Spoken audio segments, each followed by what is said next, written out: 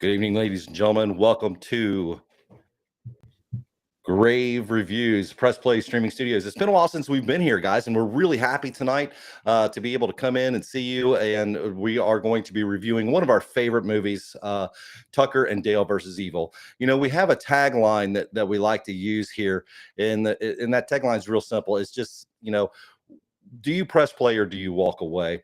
You know, in Grave Reviews, you know, we watch the good ones, we watch the bad ones, just so you'll know whether you need to press play or walk away. And I have a feeling that by the end of the night tonight, you're going to realize that we're high up on being sure that you definitely check this one out. This is a great show. And so what I'm going to do real quick, just so you know what we're doing, is Tucker and Dale versus Evil. We're going to hop into our title screen. Everyone gets to say hello, right? And then at that point in time, we will meet you in the theater. So hold tight.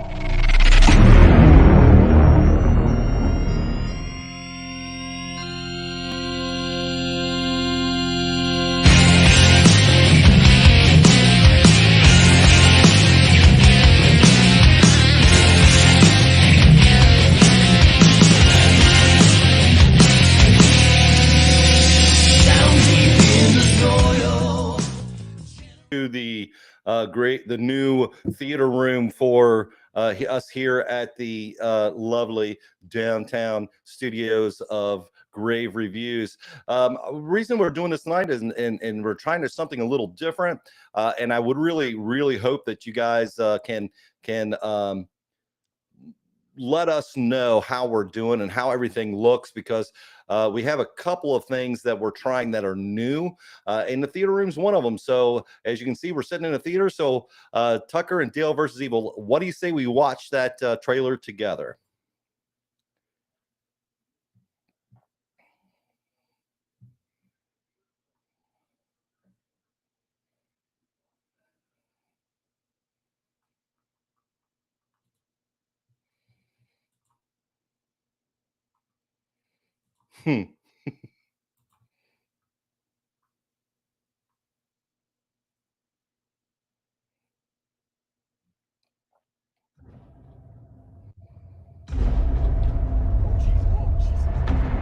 Oh, geez. Whoa, Jesus.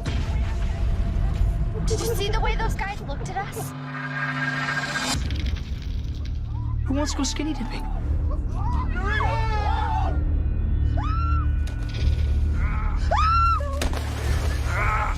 No. We got your friend! They captured Allison. Pancakes! Oh, it's the pancakes! You hate pancakes? I'm gonna make you something else. What am I doing here? Fell into the water. Go and rescue Dale. We'll go find a friend. You should relax. Tucker and Dale are on the case. And why don't you go in there? Killers. Then why don't you go in there and talk to Yeah, I them? will. All right. Maybe I will. Dale, what are you I said doing? I'm maybe. going to take a crapper Dale, hole. you mind if I help? I'm going to take a crapper hole. You mind if I help? There's no rules out here. It's us against them. There's no rules out here. It's us against them. Oh, dude, look, your friends are here! Oh, dude, look, your friends are here!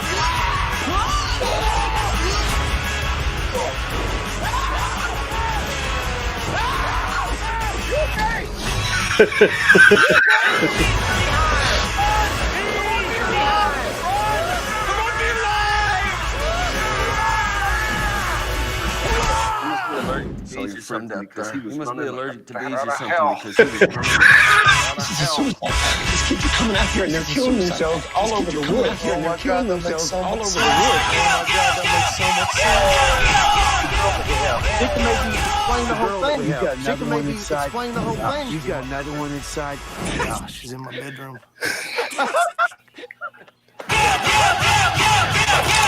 Heads up.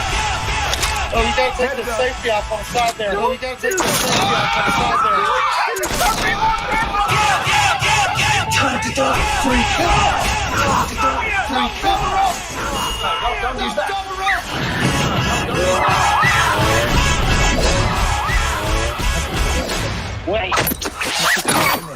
Sorry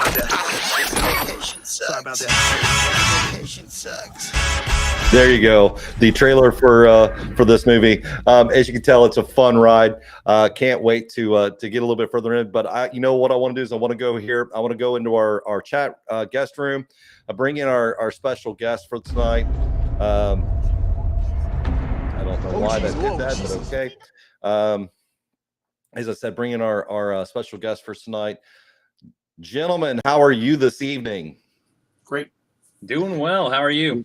Doing very well. Well, tonight we have with us, we have Dragon Buddy and we have Mr. Matt. They are also big fans, I believe, of this film, but we'll find out here soon and see. Real quick, let's take a quick peek in the chat room. We'll see who we've got here. We've got LG. Hello, Lunar Girl. Used and abused. Tina, as always. How are you? Miss Maureen is in, and she says hello to everyone. Miss Mar is Lunar says hello, and Tina says hello as well. So welcome to the show, everybody. We appreciate you being here tonight. As we had said, that we are definitely trying a new program tonight, so you may see some little glitches or a little pause here and there where something comes up that I'm not expecting, but hopefully this will go well, and you get a good sound quality and a good visual and audio experience from us here at Grave Reviews. So tell me, DB, what was your impression of Tucker and Dale versus Evil? It's a fun movie. That borderline between horror, slasher, and just pure comedy. Maybe horror by accident, just like Tucker and Dale. So yeah, great movie, and it was awesome. I was talking about doing this review with you, and one of the guys I work with, I'm like, you've never seen it. You got to go home and watch it. And he went home and watched it, and it's become one of his favorites now. It is so good. So Matt, tell me, what was your experience with this one? I mean, not to steal words, but pretty much essentially the same. I stumbled across this movie only a handful of years ago, and I fell in love with it when I did it. So I love horror elements, as you know, but comedy is where it's at. So the fact that they mix those two together, and I as well just recommended this to somebody at work, and they had a ball. They've never heard of this before. They watched it. They loved the cheesy part, but then it was so funny. There's so many elements that make you laugh, and just that horror element still sprinkled in. It's such a fun ride. And it's funny because I had the almost exact same experience where I was talking about the fact that we were going to be doing this review, and when I get done here, I want to take a second to tell you guys why we didn't air last week, because we had hoped, but we talked about us doing this review, and they're like, well, what's Tucker and Dale? What's this all about? And exact same scenario. They went and they watched it. They came back and they were like, "Oh my God, this was one of the greatest movies I've ever seen." It really is. It's surprising to me that it went so far under the radar. Right. I did read that this was made and shelved for a long time. Yes. And because I remember them talking about this movie, and it was coming out, and then it didn't come out. And then all of a sudden I stumbled across it, I think in the video store or something. And it was like, oh, I remember hearing about that. And yeah, insane. It's hilarious. It's my opinion, and I could be wrong, but if I'm not mistaken, guys, I'm sure you've heard the same thing. It won multiple awards at like a Cannes type film festival. Oh, okay. And then no one would distribute it. They didn't know what to do with it. They didn't know if it was a comedy. They didn't know as a horror. So it, like you said, it got shelved for a couple of years.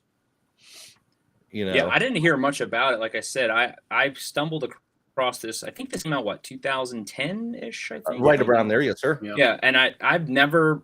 It was only a couple of years ago as I really stumbled upon this, and I think it was on one of the free streamings, like Tubi. I know it's on Tubi now free, but yes, it was on one of the free things, and I just happened to watch it. I was like, we'll give it a shot, and man, I loved it. And then the more I looked into it, it just has that kind of cult following blow up, you know. And those are some of the best ones. And it's so funny that there are so many people who don't know what this movie is. Yeah. But once they see it once, they're like, oh my God, it's one of my favorites. And Yeah, it truly is. It's that combining of genres that make it a very unique movie experience. Because and it's so hard to do comedy and horror correctly. Right. I mean, for those of you who haven't seen it in the chat room, this is not a real heavy-handed comedy. It's not like a scary movie type movie. It's more of a almost slapstick. Yeah. It's almost like in between a young Frankenstein and a Shaun of the Dead style comedy. Yeah. Yep. You know, it's one, and it is one that no matter how many times you've seen it, you find something that's going to make you laugh harder or more so, or like, oh my God, I can't believe I missed that last time. Right. That type of thing. So let's look at the movie on how it starts and where it ends. And I'll tell you, this is not a perfect comedy for me. I think the last 15 minutes kind of goes a little bit further off the rails than I would have liked to. Yeah. But that being said, right?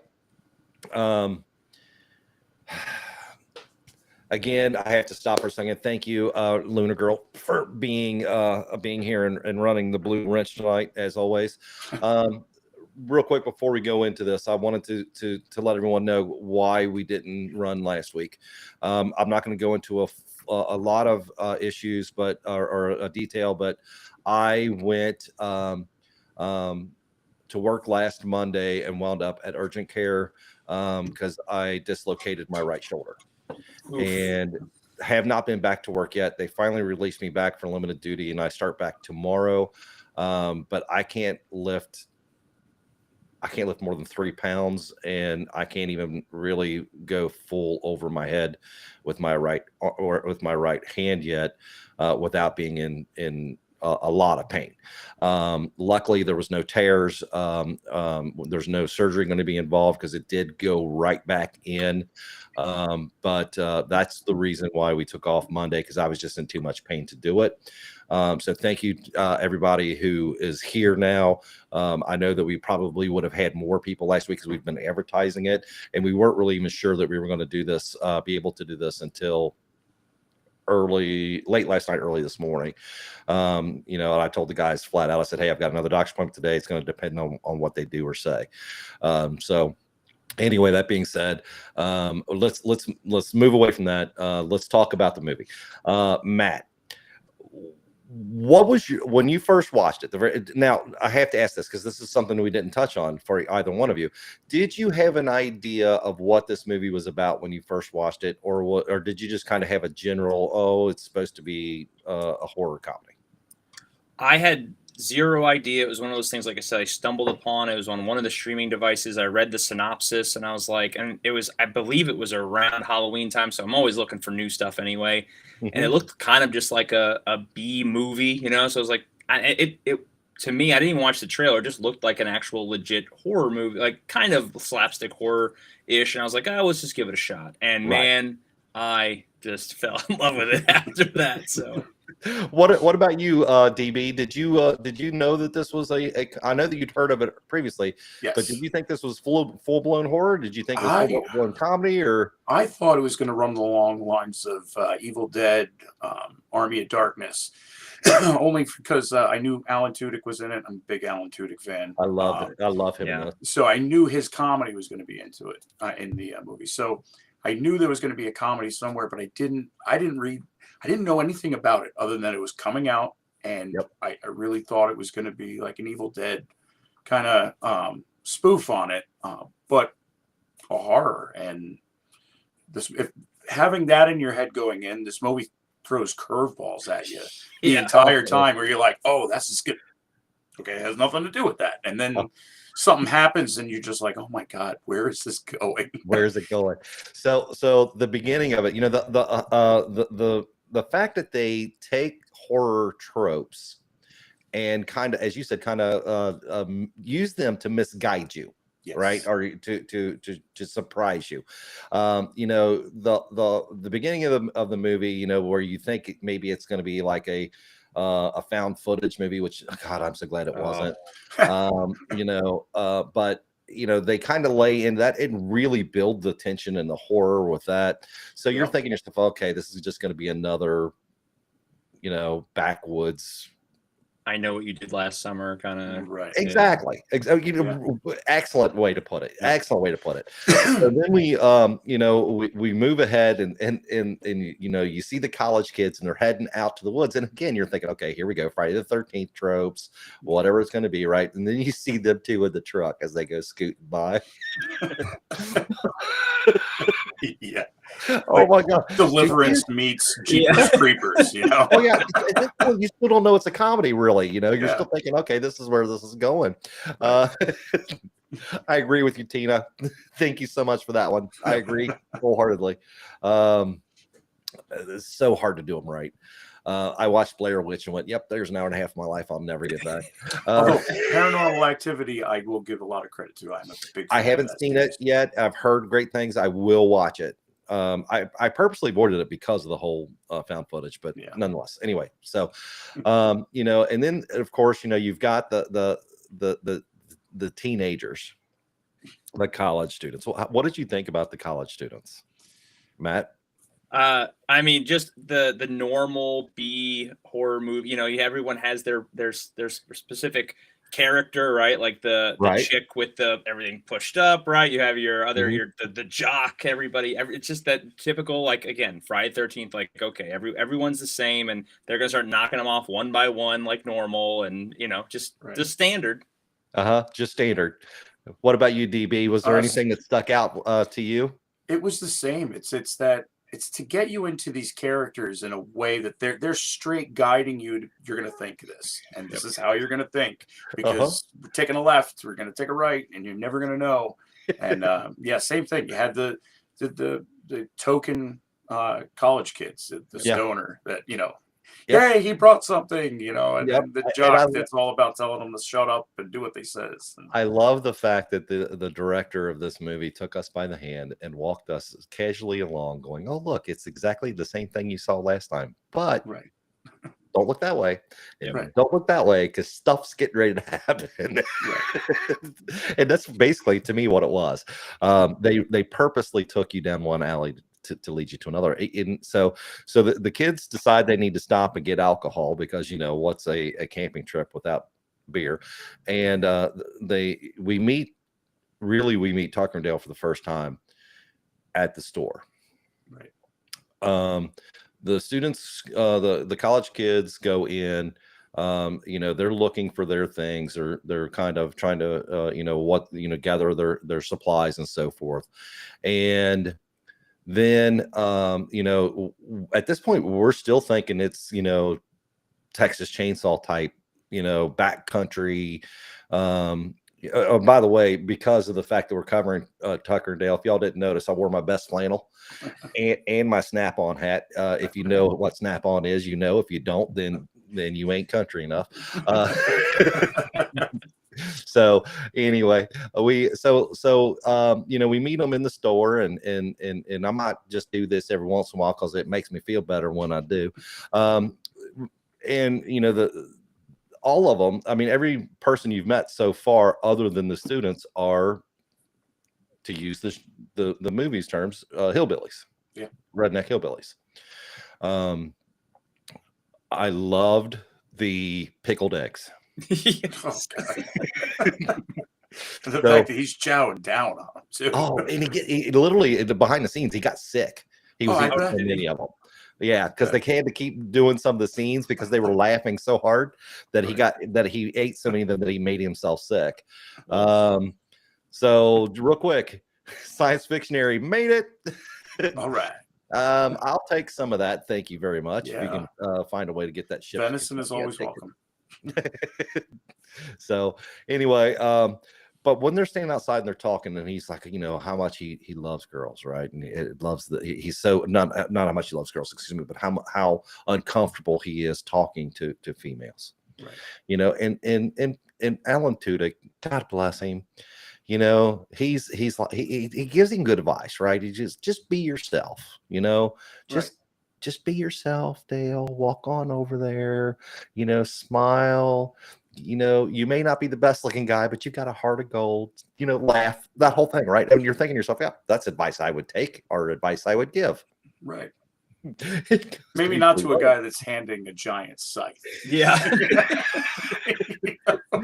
Maybe put that down and do all of those things. I was in preparation for this movie, and I was watching this guy do a first time ever watch on it, and Right. you could tell he had no clue about anything country, and he's like, why does he have that weapon while he's talking? And I'm rolling.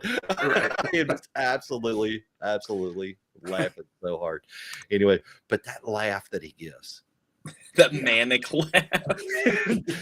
You literally at that point in time, you're thinking, okay, are they crazy? Right. You know, again, it's still it's teetering now. It's kind of like, yeah, I'm gonna pull you a little bit, but I'm not gonna let you know for sure where we're at. Some of the things they ordered at the counter could be used in a crime. Others Yeah. just sounds like they're stocking up their cabin. So It's what it sounds like, yeah.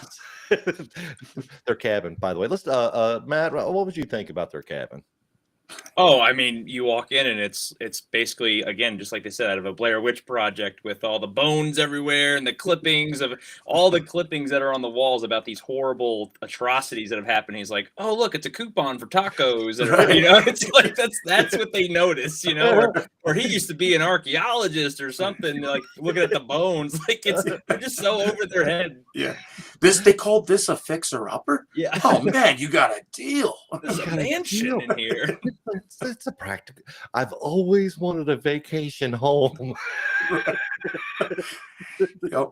And this is where you get those Evil Dead vibes, because Exactly.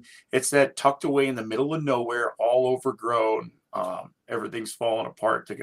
All these clippings, they're gonna stumble upon some sort of Necronomicon or something they're gonna find in this house. And again, and that's where I was literally looking at this scene, and as soon as they showed the cabin, this is not this time, but the first time I saw it, I was immediately like, holy crap, is this going to be a that movie? Is it going to be that in the woods possessed house?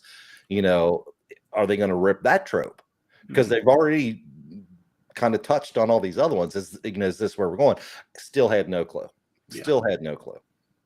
So, so moving on from there, we basically get introduced to a little bit more time with our college kids who are sitting around and doing the typical, again, let's tell horror stories, to scare each other in the woods. And everything always happened in these very woods on this very spot. Right. The guy with the hook hand and all that stuff. So, but that's actually, it was kind of an important part. That was, let's see, that was Chad. Jesse Moss was the actor's name. They played Chad. He was the one who was telling the story about how the rednecks and hillbillies attacked another group of college kids who happened to be camping in the same area that they were in. This becomes an important part for later in the movie. But they decide when they're done with this that they're going to go skinny dipping. Typical. Yep. So typical. What college kids do you know they're going to go skinny dipping, and not one of them be skinny impaled? They all leave their undergarments on. Yeah, that's not skinny dipping. That's swimming in your boxers. Come on. Yeah. Well, not only that, but you would think, okay, this is a horror film. You're going to see, the gratuitous The breast classic assist 80s DNA. and they right did in not. there. They did not do that. No. So that's a really a cool thing that they did. But they also then this is where the fun starts, right? They're out there having their Pabst Blue Ribbons or whatever it was they were drinking. Yeah. And they're fishing, they're doing night fishing, and she fell and hurt herself. Right. Yeah. That's what I love about this. It's like you see the perspective of those two just, you know, having a good old time fishing, and then they'll shift to the perspective of the campers, right? Where you can see from their perspective, like, yeah, these guys are lunatics. And then from these guys, they're just good old boys that are having fun, you know, just talking, shooting the crap. Yeah, which is funny because the DVD has a special in the back of it from their point of view through this whole movie. So you kind of get more of a feel of what they were experiencing, what they saw. And yeah, they clipped together the movie and re-edited it from the kid's point of view. Yeah. Okay. It's so funny. You get both sides. Yeah. You know, if you want to watch it that way, it's not nearly as fun from their side. Yeah. Oh yeah. I do love this scene where she falls, she whacks her head off a rock. She's not coming up. Right. He's in the water right away, gonna save her. And then it pans to the kids that see them dragging her up onto the boat, and they're like, they got her. And all of them are like, turn around, gone. And they're there going, hey, they just left their friend. Yeah, we have your friend. We have your friend. They're just like, gone. All right. We have your friend. Oh my God, it is so good. It truly is so good on these damn kids. Yep. So you know, when we were watching the trailer, in my head, you know, this is what I heard. You ready? In a world where college kids smoke dope and don't take it off the skinny dip, the real fear is breakfast food. Oh, you don't like pancakes? Yeah. Oh my God, I'm so stupid. He's so nervous about it. The nasty little dandelions are like all dead. He's getting the flowers. He tried so hard. So hard. Pancakes. You don't like pancakes. I'm so stupid. I get something you like. Please tell me you like bacon. Yeah. I also like the fact that when they showed her waking up for the first time from her perspective, she saw the dog laying there, and for her that would have been a menacing moment, right? It's like, oh my God, this dog's sitting here, you know, it's guard me, keep me from getting off the bed, and here he comes in, and the whole fact that, you know, the way they lit him, where he was all dark shadow, you didn't know what was going on. You know, this whole scene is just, up until the point that he starts speaking, is from her perspective, right? So you kind of get why she feels the way she does, and all of a sudden he's like, oh my God, it's the pancakes. I lost it. I absolutely lost it. Is his last name pronounced Labine? Taylor Labine? Tyler Labine? I have no idea. I'm horrible names as it is. Yeah, it's Tyler, Tyler, Labine. I'm going to tell you right now, the reason this movie works is because of his and Alan Tudyk's their chemistry together is just fantastic. It is. You really feel like they're friends. They've been friends their whole lives. Yeah. You could tell they're playing off each other, and they're just that connection, that chemistry. That's what gets that magic. Because just those conversations, like on the boat, in the truck, when he gets his shirt stuck in the truck and they get pulled over, like that. You know what I mean? That's a lot of that stuff is just so. It feels like some of it is improvised, you know, like but it's done very well. Very well, and I think that's what made it work, is because it felt improvised. It felt like true dialogue. Yeah. You know, between these two, because let's face it, you know, I've told my wife this. I said, honey, that's the way we talk to each other sometimes when women aren't around. Right. You know, they really hate do. My face. Oh yeah. Oh yeah.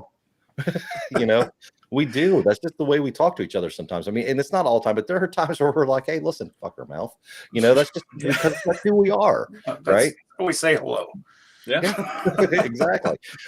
You know, so I get that whole scenario. David, I'm glad that you stopped in tonight. I'm not sure if you've ever watched or been a part of one of Press Play's Grave Reviews or not, but thank you for coming and welcome, sir. I appreciate it very much. I'm taking for granted by the response that you are one of Matt's people, and Matt's people are my people. So you're always welcome, sir. Yeah, great channel members. So glad for him to hang out and watch movies with us and stuff. Look who just stopped by, everybody. Everybody say hello to G-Force. Hello, Mr. G-Force. Oh, G-Force. Good to see you, my friend. Live Appreciate from the you bushes coming. outside of Shanti's house. It was funny that you said it that way, because my son used to and I used to do some podcasts together, and he would from his basement, I would always say, coming to us from parts unknown. Right. We can go Anyway. that route. We all know where he's at. We all know where it's at. So this is where the proverbial shit starts to hit the fan, right? So the college students decide they're gonna, instead of just saying hello and introducing themselves, they're going to try to sneak up and do all kinds of fun stuff. And the first one to volunteer is I said I would. Yeah. While our hero and Allison, it's Katrina Bowden, who, by the way, I'm not a big blonde fan, but oh my. Oh my. Yes. She's very, very, very easy on the eyes. She Anyway, seems nice. Yes. she does seem nice. A very nice lady. Yes, nice. and apparently she likes pancakes And bacon. So. and bacon. And she's horrible at fashion. So Yeah, horrible at fashion. horrible. And she's okay digging a shitter. Yeah. Hey, that's we'll good to get have. to. That's a good That's a good woman to have right there. She Yeah. can dig a shitter and she likes pancakes, and she's not into fashion. I'm all about it. So anyway, she will I totally got lost on where we're at in the movie. Okay. So anyway, while they're inside, our good friend Mr. Tudyk is out cutting wood, and he cuts into a beehive. I'm already just thinking about it. Okay. So as somebody who used to clear lots, I did a lot of tree work. Yes. I've hit plenty of hives. Never once have I run with the saw. The saw stays in the tree and the hive I cut into. But I will give him all the credit in the world to try to get those bees that are chasing him with that chainsaw. I'm sitting there going, well, at least he's spreading the smoke around. That's going to be a deterrent. That could be what he was thinking. Smoke, flaming blades. It's Oh my God. might help. I was just, and of course, that immediately brings back Texas Chainsaw vibe. But oh my God, when he comes to run around, and that guy's like, run for your life. Boy, he Your does, friend man. out there must have been allergic to bees. Yeah. Right like a bat out of hell. The best part is when they're running, and Alan Tucker comes up next to him, and they're like staring at each other. The kid's like, what the hell is going on? And Tucker's just like, run, and he's gone. Kid runs right into some low-lying brush. Oh my God. And the first time I saw that, it took me by that was a good one. It took me by surprise. I was like, holy crap, what just happened? Whoa. So I have to give the filmmakers for this a huge amount of props. 99% of everything you saw on the film was practical. Yeah. There was very little CGI. The one CGI that they did that was not very well done was the bee on the nose. Right. Yeah. Right? Yeah. But that being said, I didn't care. Yeah. At this point, I'm like, I'm in. Yeah. At this point, you've gone through all these horror tropes leading us up to that kid just killed himself. Yes. What the hell is going on? So we're immediately put into Tucker and Dale's shoes when exactly they see when that happens. Like what's going on here? Yeah. Yep. And so they go out, Tucker and Dale, rest. You rest, because Tucker and Dale are on the case. They're going to go out and try to address their friends and say, hey, listen, they don't know this kid's dead yet. So they're going out, they're going to go out and try to address her friends and say, hey, listen, she's hurt, but she's okay. If you want to come on back, whatever, they're trying to be friendly about it. and her friends take it completely the wrong way. Well, they carve it into a tree. Yeah. With an axe. With a hatchet. They carved it out. And they leave the hatchet behind. So it's like, we've got your friend with the hatchet. Well, and then as they were hiding from them, they're walking up and they're like, "Oh yeah, I'm gonna do her in here once we get back to the cab," and what I mean? And it's just, they're completely hearing the wrong thing because they're hiding and they think that they're gonna kill her because, oh my god, they're gonna go back and they're gonna kill her, and it's just him talking about helping her out and getting her ready or whatever. So it's I love that stuff. It's so funny. This whole movie was based on nothing more than improper understanding of a situation. Misinterpretation. Misinterpretation is everything this film's about. And a little bit of mental health gone wild at the end. A little bit? A little bit. Just a little bit. Yeah, they sprinkled that throughout, right? Because you see how they're like, there's one that's like, let's just call the cops. He's like, we can't call the cops. We have to handle. You know what I mean? It's like, yes, okay. So Jesse Moss, the actor Chad is his name. He is a true Chad. As the movie progresses, you see him descending. Yeah, is really the only way to put it. He's descending mentally in a bad way. So the next thing we get to see is probably about 15 to 20 minutes of the funniest thing ever put into any horror film ever, bar none. I could watch it right now, this scene from beginning to end, probably 3 times a week and laugh at every single time. And this is when the college students, instead of they had one person who went to the police. So everyone else formed a coalition that they're going to go attack the hillbillies, Tucker and Dale, and get their friend back. Right. How does that go, Matt? Not well. Not well for them. Great for us, the viewers. Oh yeah. Oh my god. Yeah. Okay. So the first guy, I think this is where it gets funny. They bring they're out there digging the crapper hole, as they call it. And she's volunteered to help. Hey, I grew up on a farm. I've dug holes before. Let me help you with it. And her friends come up and they literally are going, "Oh my God, they're making her dig her own grave." And that was a great twist too, because if you remember, as they were talking before at the gas station, they assumed, remember, they were like, "Oh, these are college kids. They've had summer homes their whole lives. They're rich. They don't want to talk to us." But then they get to know this girl a little bit, and she's hands-on. She's more, like middle classy, not, she's not too uppity or anything like that. So that was cool that they threw that in there. Yeah, I like the fact that she was more like them than they thought she was. She was actually more out of place with her friends than she was with them. Tucker and Dale. Yeah. Yep. You could really tell she was trying her best to fit in. Right. Especially some of the later conversations in the movie that she has with Chad. Yeah. And he's like, "Well, why not?" And she's like, "Because I don't like you." That kind of thing. I don't like you. So that all being said, for those of you who don't know, who are new, the living room is our chat room. Just so you know, we have the greatest chat room on the internet. We call it our living room because we expect you to pull up a chair, your favorite drink, sit back, relax, have a good time with us.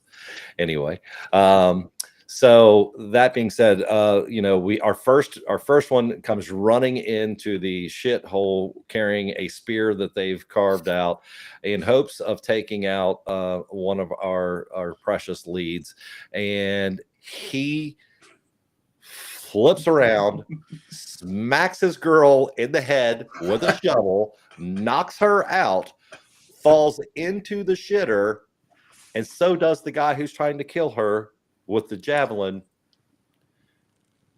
through the chest. The best part is the fact that she isn't privy to any interaction between the friends and Tucker and Dale at all. For whatever, she's hurt in the water, she was inside, and now, just at the right second, Dale just right on the head, she's out cold, and this is happening. And she's kind of the audience, right? Mhm. Right. Like going, okay, you didn't see this coming.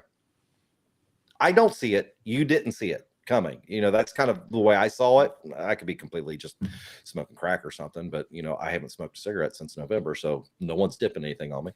That being said, but the way he landed and then slowly descended that right on top of Poor Dale. Dale, and Dale freaking out the whole time was hilarious. It was.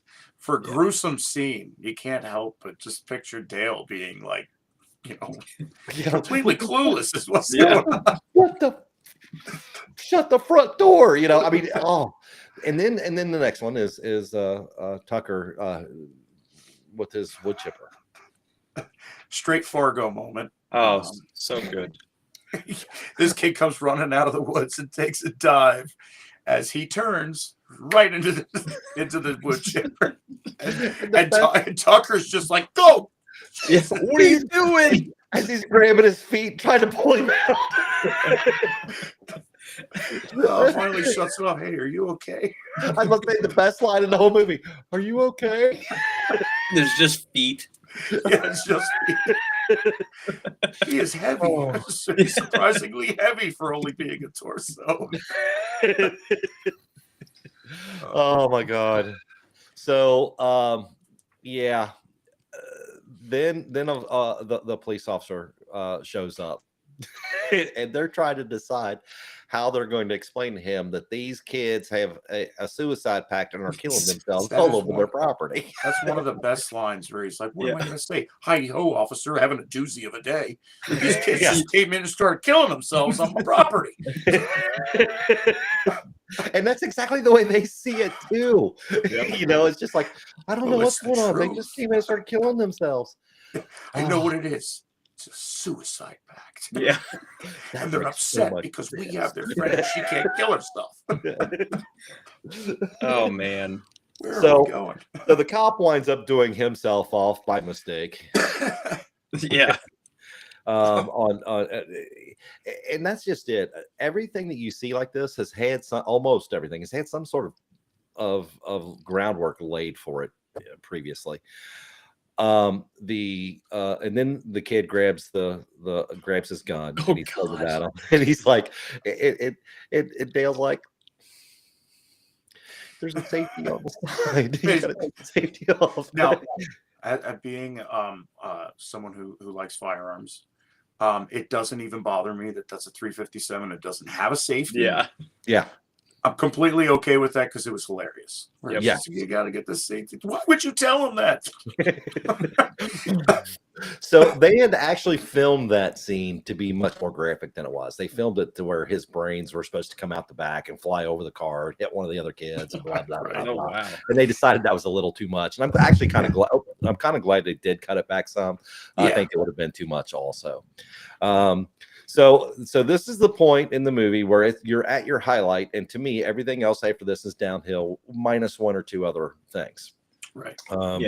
So skipping forward just a little bit, we find out that Allison is in school to be a psychologist. She's talked about that earlier on, and she finally gets this is in my opinion, the second best sequence of events in the movie. She gets them all in the same room, and she's got them sitting there talking and telling their side of the story.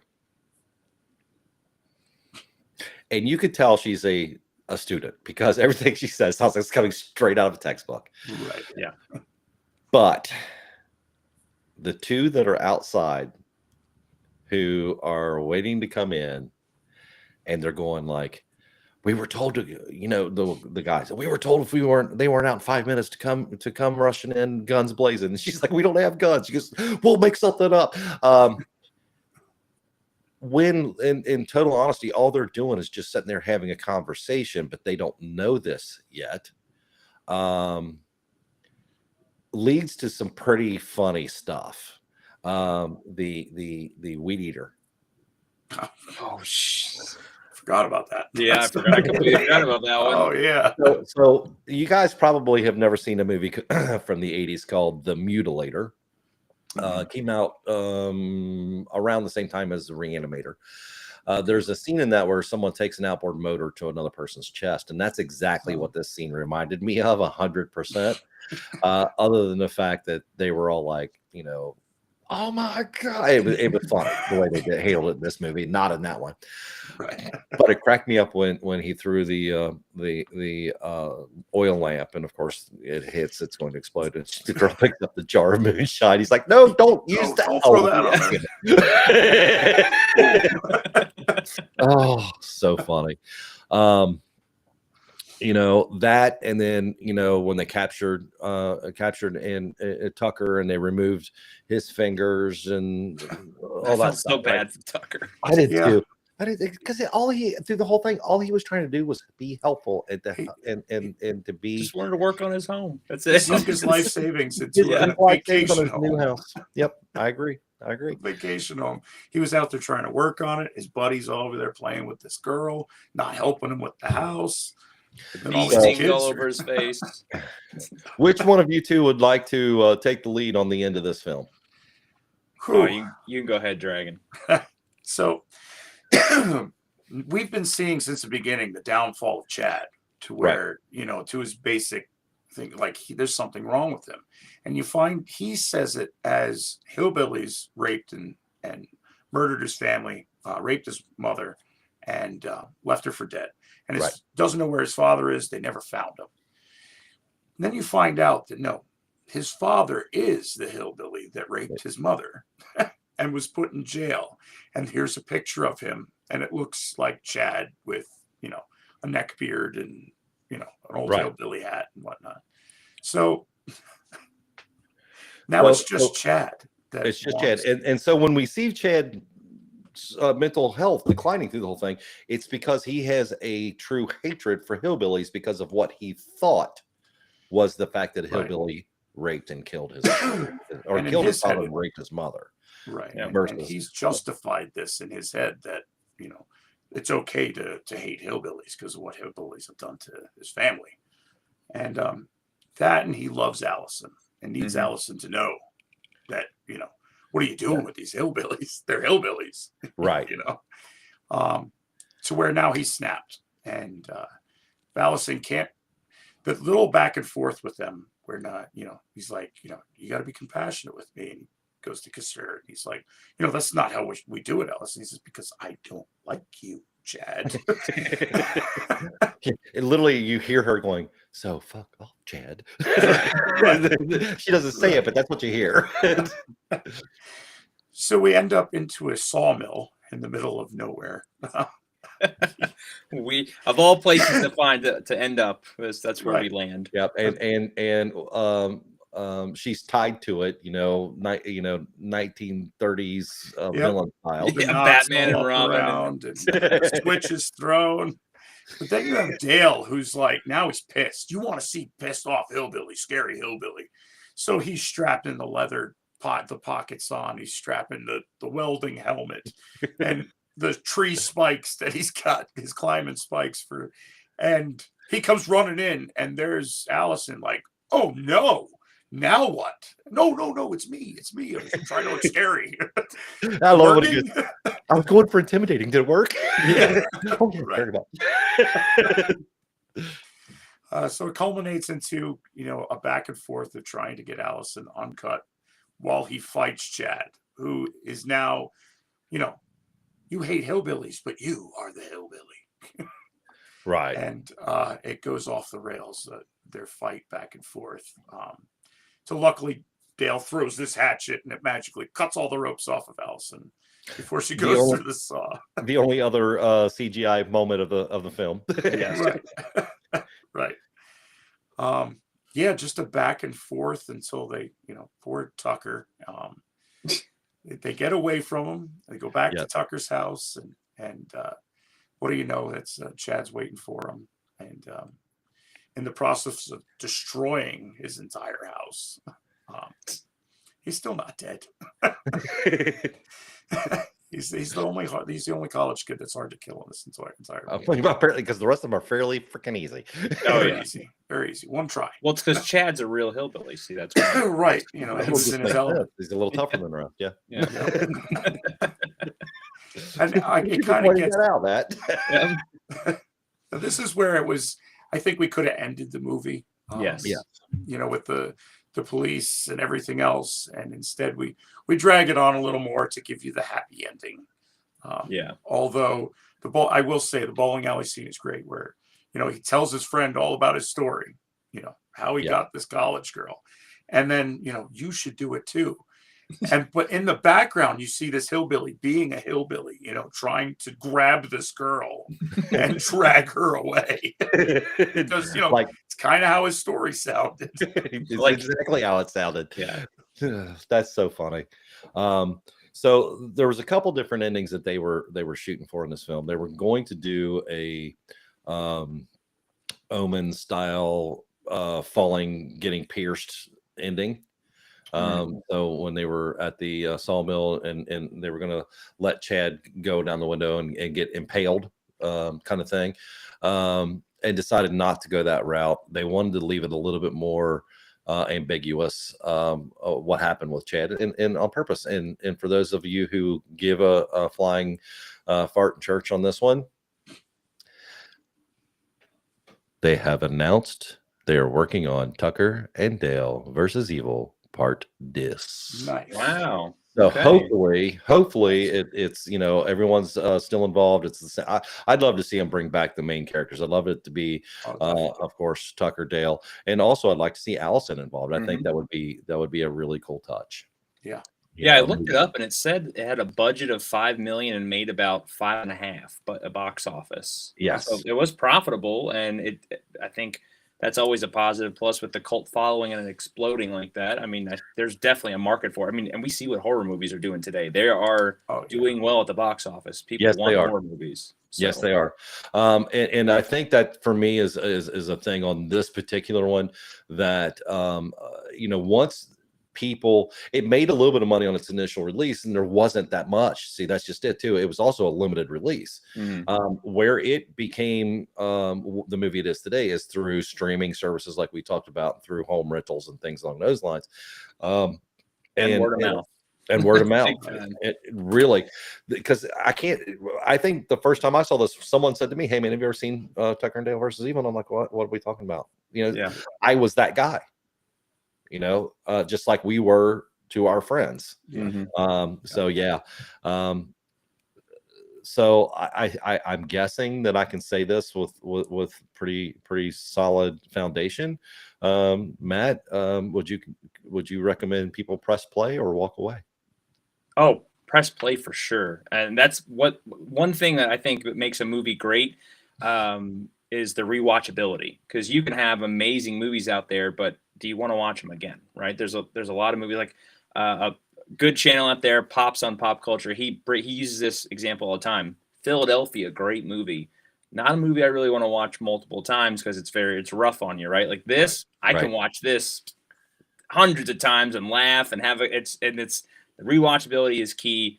Love this movie. It's such a fun time. Highly recommend. I agree. Dragon Buddy, what do you think? I definitely feel the same way. It's fun. It's the same reason why I was selling it to people, that it's not what you think. And then watching it again, Wood Chipper scene gets me every time. It's just Alan Tudyk's reaction to him going in was it's so good. The comedy is gold there. It's so funny because I actually, early in the chat, I didn't want to mention it at the time, but early in the chat, LG had said, "Oh, the wood chipper scene," with the big laughing faces, and I was like, "Yeah, I didn't want to say anything about that at that time." But you're right. I mean, I think that is the one scene in the movie that is kind of become everyone's go-to. So here's my thing with this movie, and this will tell you how much I absolutely love and adore this film. My wife hates anything scary, anything, and we were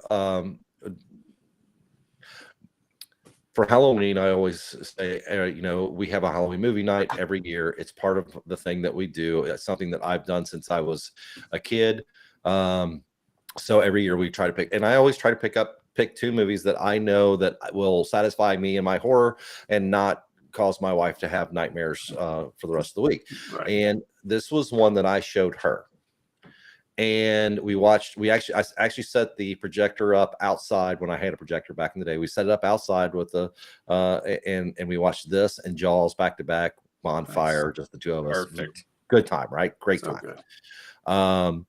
And to this day, whenever I bring up Tucker and Dale, she's like, "Oh my God, I love that movie." And she's actually seen it, I think, now 3 times with me. And she doesn't even watch movies. She never watches movies a second time. I think Jaws and this one and the Rocky movies are only movies that she's ever watched more than once. Right. She's like, "I've seen it. There's no sense in seeing it again." So, and LG says, "Yep, her favorite scene." So that's awesome. I love it. I would also like to say thank you to everyone in the chat room for watching with us tonight and so forth. We're going to now take about 10 to 15 minutes to do something that I've been wanting to do for quite a while. And I brought this up to both DB and Matt. What we've done is we've done a lot of movie reviews on the channel. And of those reviews, we've reviewed somewhere around 12 different horror films. And what I want to do is I want to start a list of horror films and put them in order. But here's the thing. I'm calling it the Grave Reviews Silly Little Horror list, or silly little movie list. And the reason I'm calling that is this. Let's just say, for example, we have had reviewed, which we had not, The Exorcist or The Shining, the original Shining. Both of those movies have cultural meaning well beyond the films themselves. They changed things as the way people watch horror films, or they changed things based on all this. So those movies may be 4.5 to 5 stars. But did I actually like it better than I liked Tucker and Dale? Did I have more fun watching it than I did Trick or Treat? The answer is no. Right. So we're calling it our silly little list because we're going to put these things in order based not on how many stars they were rated. And trust me, I know how many they've been rated because I had 7 different people rate them. So I could pull that out for us if anyone has any questions. But I want to take these movies and put them in order based on, did we like them? This is going to be the start of our list. And then every time we do a review, we're going to add a movie to the list and we'll decide where in that list it should be placed. This should be a real shit show here in a matter of about, not by this time next year. So that all being said, we have someone who just jumped in a few minutes ago. Hello, sir. That's okay. Thank you for coming when you did. We're actually probably going to be asking you all for help on this list. But then again, I did not rate mine so that I could have last say, haha, it's my channel. All right. So let's start with the top 5. The top 5, as it stands right now, is The Thing by John Carpenter, Carrie, The Lost Boys, Trick or Treat, and Creepshow.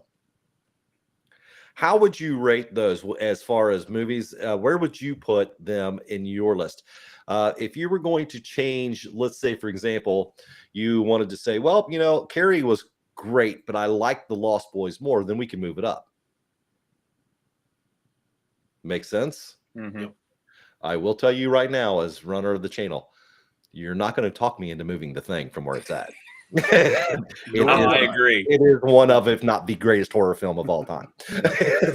So looking at number 2, just dealing with our top 5 right now, which is Creepshow, Trick or Treat, Carrie, or The Lost Boys. What would you guys say? This is open for arguments, by the way. Should be our number 2 based on movies that we enjoy. See, I would go The Lost Boys. You would go Lost Boys as number 2 Yeah, in the it's 5. it's What funny about you, because Matt? I rank it as a 4 out of 5-star movie. Yeah. But the enjoyability for me, I have seen this movie 100 times, Yep. easy, Yep. and I'll watch it 100 more. I think it's great. What do you say, Matt? I would say, and this was a little rough, I would say Creep Show, only because that's another one I've seen so many times. It reminds me of my childhood, like Halloween every year. It's a must watch, which those are too. But Creep Show, I love anthologies, and I love Trick or Treat so much, but Creep Show, like I think it's the king of anthologies. So I would have to put that as 2. Oh boy. Well, I'm going to tell you that as a tiebreaker, okay, I'm not exactly sure where I would go on that, but I'm going to tell you that Creep Show will not stay at number 2. No, it's fine. That's fair. Okay. And the only reason I say that, because I'm with you. I love Creep Show. Love it. But as an anthology, I actually like Trick or Treat better. Yes, it is. Okay. It is more. Yeah, I agree. I guess with the Creep Show, it's more of nostalgia and reminds me of, like, hanging with the family, when I was a kid and stuff. That's what gets me with that. But Trick or Treat, I would say overall is probably a little bit better of a film and enjoyable. Okay. Especially that wolf scene. Come on now. Like, Absolutely. Absolutely. So as it stands right now with our stupid little list, are you guys okay with me leaving the top 5 in its current order? The Thing, Lost Boys, Trick or Treat, Creep Show, and Carrie. Yeah. I'd be good DB? with that. With the top 5, right? Yeah. Yep. Now, this being said, the things we're rating below it can move into the top 5 very easily. Okay. Yeah. So let's look at number 6. Should number 6 move up the list? Halloween 1978. Yes. I would. Yes. Yeah. Yes. Where would you put it?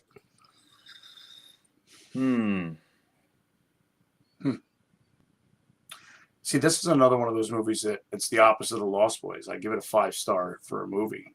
Yes. Enjoyability wise, I was Yes. never really a Michael Myers guy. Yes. I appreciated the movies, and like I said, it's a great flick, 5 stars, no doubt. But I would rank it below Trick or Treat, Okay. probably below Creep Show. Yeah, I would. Okay. I would keep it where it's at. Like I said, because At number 5, solid. yeah. Okay. I will concede that to you. I would normally put it in the 4th slot. Okay, because I was a Michael Myers guy. Right. Okay. And okay, if we were talking just this movie, it would go much higher on the list. Oh, absolutely. Okay. Yeah. But what they've done to this franchise, especially over the past 3 years or past three releases, this movie could start to move down the list very quickly for me. Yeah. They've ruined what was a freaking great movie. Yeah, you just have to non-canon those in your head, like just they don't exist. And Yeah. as long as those exist, you just never think of them ever again, you'll be fine. Right. Yeah, I don't know. Halloween Kills. Halloween one. Kills wasn't complete garbage. Halloween Ends. I did not finish watching it. I would refuse to watch the end of it. I don't care. It's Well, and my son, who knows how much of a Halloween fan I have always been, Halloween 1 and Halloween 2 were actually 2 of my favorite horror films of all time, right underneath The Thing. They belong together as one movie in my headcanon. They are the same movie, and they're a piece of artwork. That's just me. That's because I watched Halloween 2 so many times when I was a young teenager on the movie channel that I can't see straight. But what they've done is they've ruined it for me. All right, so let's move on. So we're going to leave Halloween at 5 for now. It could go up or down. Keep in mind we have Carrie still in 6th place. We're going to move to the next one because I have a feeling Hocus Pocus is going to move down our list. So let's look at the next 3. Let's look at next 4. Let's look at Hocus Pocus, Blood Red Sky, Fear Street, 1994, and Shaun of the Dead. Where should we move these 2, gentlemen? I'm with you. Hocus Pocus can go to the bottom. Yeah, Hocus Pocus can go straight. It's a fun movie, especially to watch with your kids. No. Other than that, Yeah, I couldn't tell you the last time I've seen I'm not a big fan of Bette Midler. So it's yeah. My problem is I don't care for any of them. I don't like Sarah Jessica Parker. I don't like. Oh shit! just Ask don't. Lunar Girl my thoughts and opinions on Sarah Jessica Parker. They're not nice. What's the old joke? Sarah Jessica Parker walks into a bar and the bartender says, "Hey, why the long face?" Yeah. He looks like a foot. The last thing I saw with her in it that I truly loved was Square Pegs. Okay. Yeah. The only thing I enjoy about the other witch was she's the voice of Peggy Hill. Other than that, All right. Is that her? that's her. I'll Yeah. take it. I'll take it. She's Peggy Alrighty. Hill. Other than that, that's it. Now, am I correct that which one of you have not seen Blood Red Sky? I have not. I did. And what did you think of Blood Red Sky? It was a very interesting movie. I went into it thinking it was not going to be so good, but it had me hooked to the end. I don't think it was a masterpiece, but Nope. it was definitely it wasn't a waste of time to me anyway. Okay. I'll give it All right. that. So like 3 stars. Solid. If you don't have anything going on, you're wide awake at 1 a.m. Might put you to In the sleep. mood for a horror movie, for a vampire movie with a twist. Yeah. A lot of fun. The whole premise is, very violent vampires all stuck on a plane. Right. Okay. So it's kind of a fun little run. So Fear Street, 1994. Did either of you see that? Yes. I have not seen that yet. Is that the newer one with Netflix? Yes. Yeah, they had Okay. 3 of them that was released. This was the first of the 3. That I did see that one. It was interesting. It had a great soundtrack. Yeah, Yes. it did. Yeah. 5 Yeah. stars for the soundtrack. Yep. Movie wise, 2.5 yeah. maybe. Yeah, I say it. So here's my thing on Fear Street. This is just me. Okay. The one character who you're not supposed to like, which was the drug dealer girl, was my favorite character. I Right. loved her. I loved everything about her. I knew that everything she did was wrong and everything, and I still loved her to death. And her death scene was freaking awesome. Right. She's the one that got her head It in was in the slicer. Yep. I mean, her death scene was like, this death scene gave you an extra star in my book. It moved it from a 1-star crap fest to a 2-star. I could watch this maybe never again, but still have fun talking about this scene. Right. Isn't Right. it crazy? You'll have a bad movie, but you'll have that epic scene in that movie, Yeah. and you're like, Uh-huh. man, why can't I take you out and put you somewhere? Like, Yeah. you I know, want to Now- talk about you, but I really Yeah. don't want to brag to anybody I watched the whole I don't want to thing. admit the rest of this film. Right. Which is where I'm going. Why couldn't I take this scene out, perform this death on Bette Midler in Hocus Pocus, and make it a Right. decent movie? We're bumping that up the list. So that being said, then we're going to look at Shaun of the Dead. Gentlemen, give me your opinion, please. I enjoy it. I think it's fun for what it is. It's very not similar to Tucker and Dale versus Evil, but it's got that same, it's that not making fun of, but the zombie genre, but it's still funny and you like the characters, and they make fun of the trope of all the zombie movies, right? Because it's Right. and the characters, how they play off of each other, that just goes hand in hand. So they make that movie, that relationship. So I enjoy it. It's definitely rewatchable. Definitely. What about you, DB? I'm a big fan of the team up with Simon Pegg and Nick Frost. I love the way they play off of each other, and they do it so well through the movies that you believe they're best friends in the movies they're in. Yep. So it's one of my favorite zombie type movies, only because of the stupid stuff. There were, the girl in the backyard. Yeah. Yeah. That is such a classic scene. And then like how they're, When they're Stop and taking get mom. through the records, Right. and he names the record. He goes, "Launch it." Yeah. Oh, that hurt. Yeah. They're throwing everything at it. It's slowly just coming at them. Oh my God, so funny. I will tell you that one of the first, matter of fact, the first episode that we did live was my son and I doing an in-depth review of Shaun of the Dead. Shaun of the Dead's one of my favorite movies, period, inside or outside the genre. Every time I see it, I watch it, I see something that I missed from the last time I saw it. One of the things that I had many times seen it and didn't catch that absolutely killed me the last time. You know, when the movies were, or when the zombies are freshly changed, they basically continue what they do in their normal life because they were zombies beforehand anyway. The scene where he goes into the grocer and he says, and he yells back at him, you know, that he owes him 6 pence or whatever it was, right? Later in the film, I don't know if you guys caught this or not, they were driving their car, and as they do, they go by the zombie who's the shop owner, and as he goes by, he has his hand out like this, and he goes, yeah, he's like the money, yeah.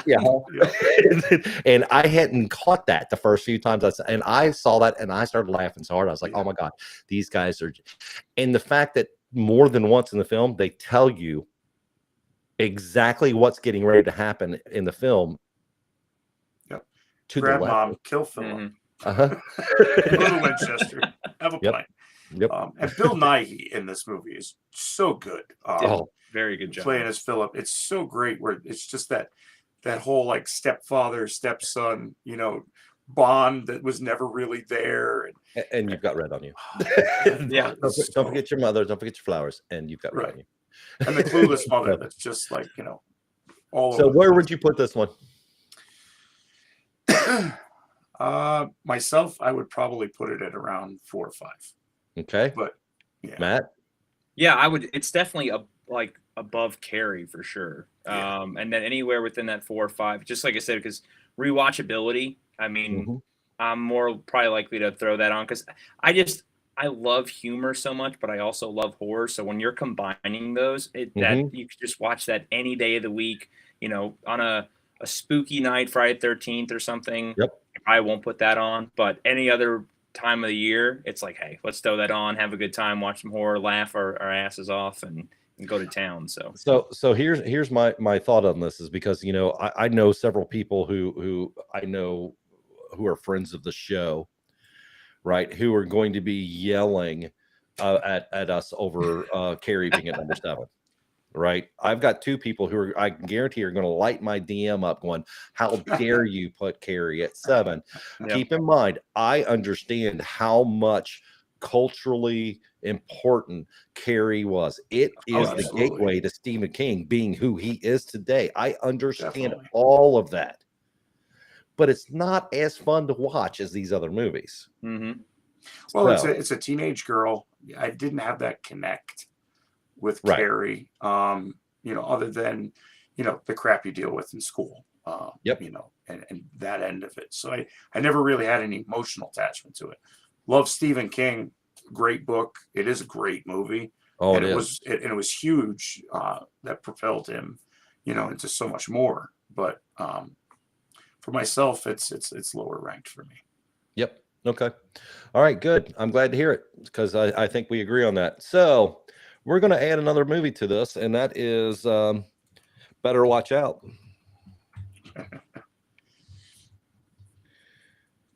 Have you seen Better Watch Out, Matt?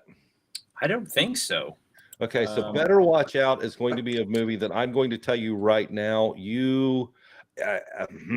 I have a hard time recommending this movie to people.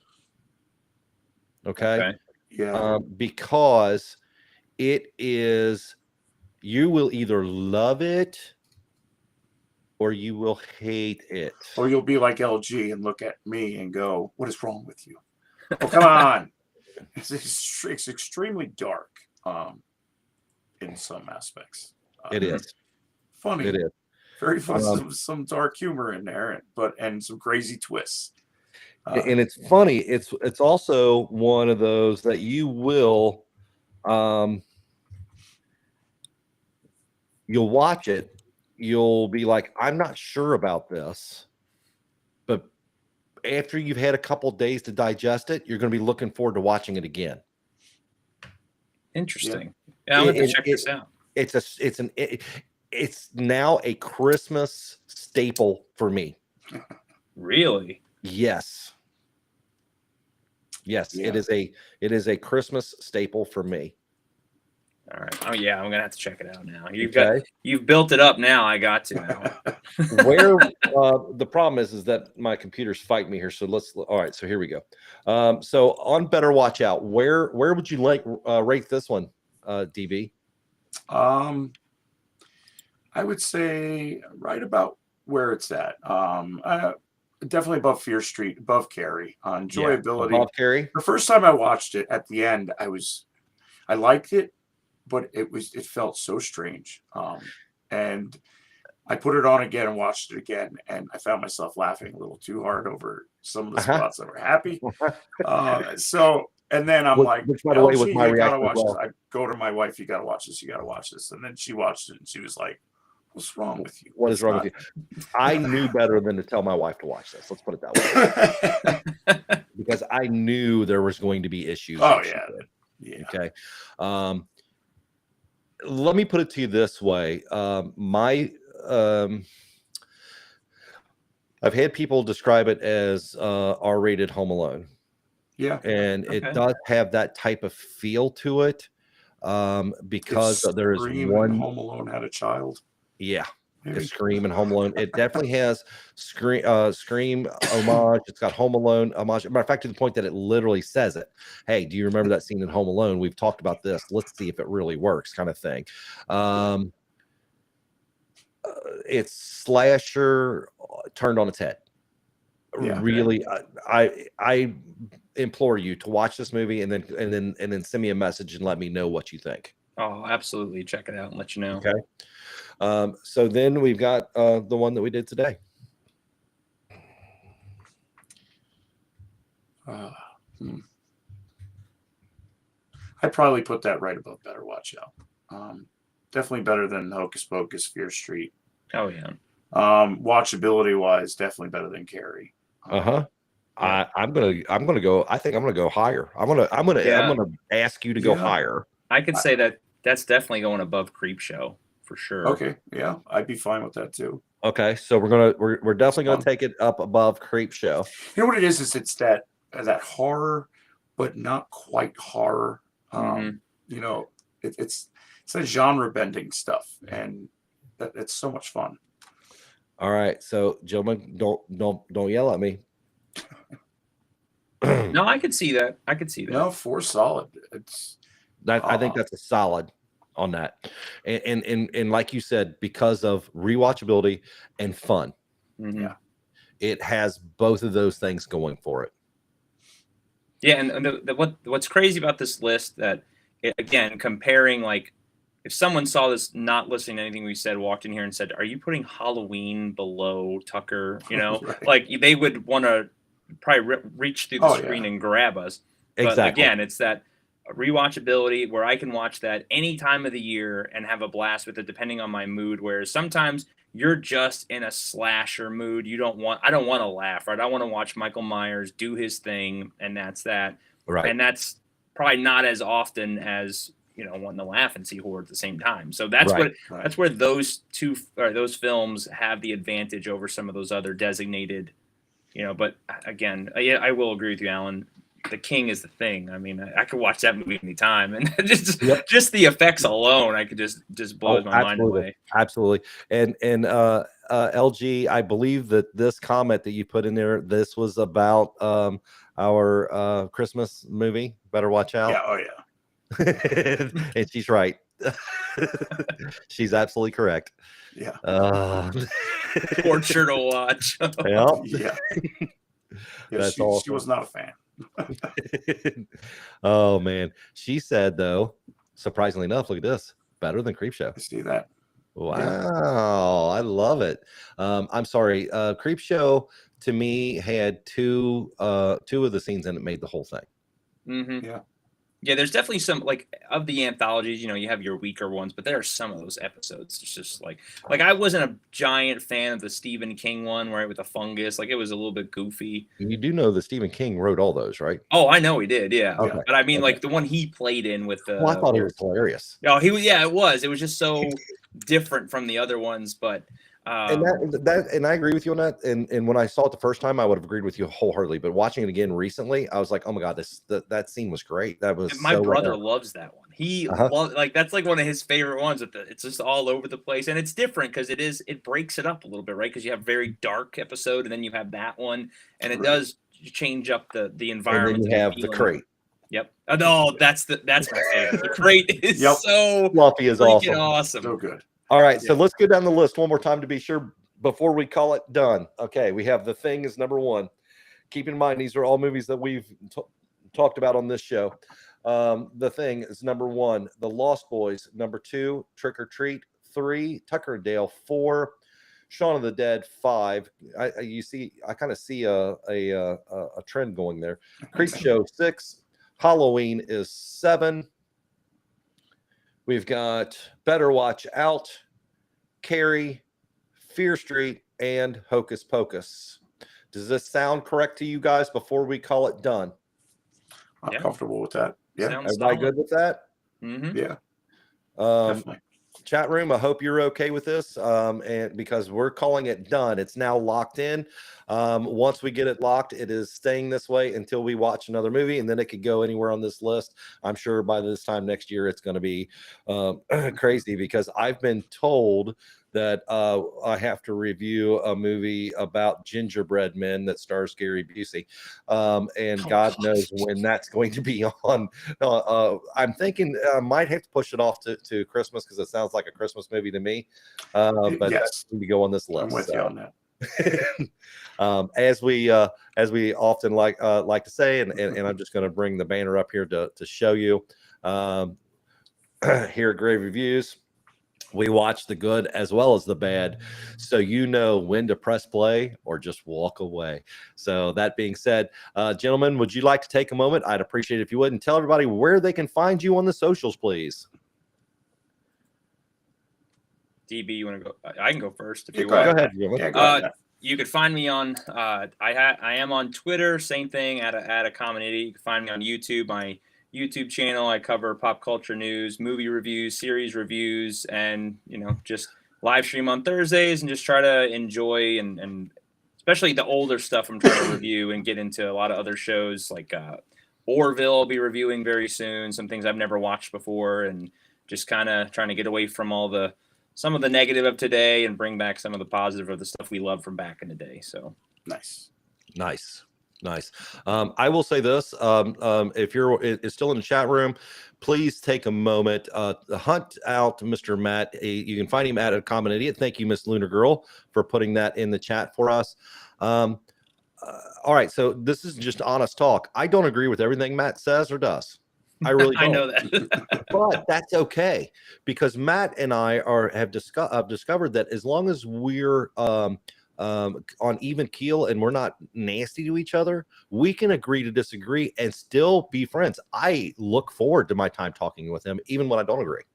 Right. And that's what we used to do long ago. Yeah, amazing, right? Remember, like when we hung out with our friends and we all disagreed and agreed and said, no, this was BS and this was, but we were all friends. We still got along. That's how it used to be, and that's what I miss is they'll just complete disagreement. But hey, you're my buddy, and I'm going to stick to you, and that's that. So, trust me, there have been times where I've been on a guest on the Escape Pod that I flat out told them all. I said, "You're all crazy. You are smoking the crack pipe because this movie sucks." and then I proceed to tell them why. And guess what? DB still comes on the show, and I still make fun of Brady every chance I get. This whole disagreeing and agreeing and being able to be friends still is what we used to do in the long ago. Yep. In the time that people have forgotten and type away on a screen and don't have that human interaction. Exactly. Yeah, there's something for everybody. If it's not for me, it might be for you. That's how I look at it. Absolutely true. Absolutely 100% true. So tell me, Mr. Dragon Buddy, where can they find you on the social, sir? You can find me on Twitter, Dragon_Bud with 2 Ds. Find me on TikTok. On the TikTok, I've been doing Call of Duty has been my escape. Nice. So I've been making TikToks and little videos and shorts. Nice. Other than that, you can catch me. Right now we're doing every other Wednesdays. ATSW, the Escape Pod. We've really laid it out that this is just our pod, Don, Brady, and myself. It's our escape. There's so much negative with everything geek that's out there right now. Anything nerd. There's such a division where love, hate, and people we talk about everything we like. If we don't like it, we probably won't really talk about it unless it's something fun that we're gonna shit on together with. But other than that, it's it's our escape, and we have the live chat. We want everybody to come in and escape with us and just have a good time, because the world sucks sometimes. Adulting is rough. Adulting is rough, isn't it? That it is. And until I can get my dream job as a sleep tester, we'll settle for every other Wednesdays. There you go. There you go. All right, gentlemen, I would like to take just a moment to thank you from my black jaded little heart for coming on the show and being with me tonight. I know that we've planned on doing this in the past, and it didn't come to fruition. I'm so sorry about that, but I am so glad we were able to get together, and I hope that we can do it again soon, because I'd really like to see this silly little list of ours grow and become a thing. Absolutely. So, and glad you're feeling better. That's the utmost importance. And again, thank you for having us on, having me on, and the invite. Love talking about this stuff. I love talking about movies, horror, fun. Like it is. I grew up just watching so many movies, and the fact that finding people that have that same love and passion is what makes it so much more fun. So I appreciate the invite. I literally we started doing that when my son and I started doing this, and unfortunately he just couldn't keep up with everything he's got in his life, which we understand. But we literally said, every time we'd go to a film, we'd wind up in the parking lot talking about the movie, and then we'd go to dinner and we'd still be talking about the movie and all that. And it got to the point where I was like, well, why don't we just turn on the camera and just do it in front of the camera? Yeah. And that's where it came from. So yeah, awesome. I agree. I appreciate it. DB, my friend. Thanks for having. Absolutely, the best of times. Anytime, man. Love hanging out with you. Absolutely. And Matt, this is the second time we've come on. Yep. We've had some fun. We talked about some good movies. So yeah. I'm gonna remember this. I beat you at Jeopardy. I beat you. You did. Barely. Those Jeopardy shows were a lot of fun. We may have to try to put something like that again together again soon. Anyway. All right, you guys, hang on, and I will see you on the flip side. I'm gonna talk to the crowd real quick, and then we'll be out of here. Alrighty. All right, see you guys. See y'all. Well, ladies and gentlemen, I wanted to say thank you again for tuning in to Press Play Grave Reviews. We had a great time tonight talking about Tucker and Dale versus Evil, putting together a silly little movie list. Went a little bit longer than anticipated. We were hoping to be done between an hour to an hour and 15 minutes, but unfortunately, when you're having fun, things will again creep on a little bit out of control. But that being said, thank you so much. And as we always say here at Press Play Streaming Studios, Grave Reviews. Be sure to grab a drink, grab your favorite snack, come along, and remember, always press play. Have a great night, everybody. God bless.